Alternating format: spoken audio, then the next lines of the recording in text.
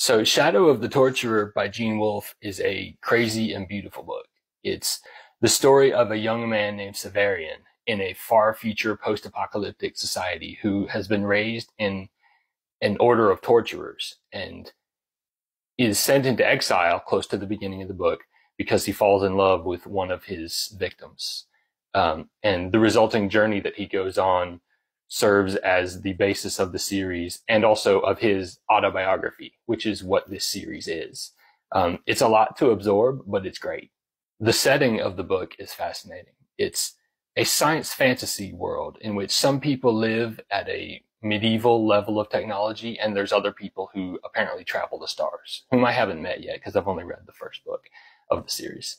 But in each chapter, you find out more about this world, and some of the things you learn are expounded upon, and some are just left as hints that give the whole thing this atmosphere of mystery. The book's structure is pretty unique in my experience, and it suits the setting. Each chapter is treated as an individual episode, almost like a little short story in itself. And though there's an overarching plot to the book, the chapters are really the focus. They're the kind of little episodic adventures of this young man. It's hard to come up with negatives for this book because the things I can think of that someone might not like about it are all there by design. It's a challenging book to read. It's not tightly plotted at all. There's an overarching plot, but as I said, that's not the focus. The characters are not exactly heroic.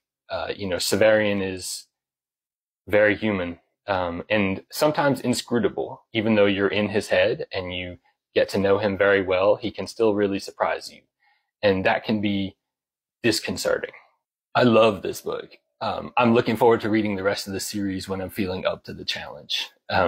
It's not for someone who's looking for a quick and easy read at all, but if you're looking to just spend time in an alien, almost alien society that's really fascinating, this book is more than worth the effort. It comes most commonly in this 2-book edition. It's Shadow of the Torturer and the sequel, Claw of the Conciliator.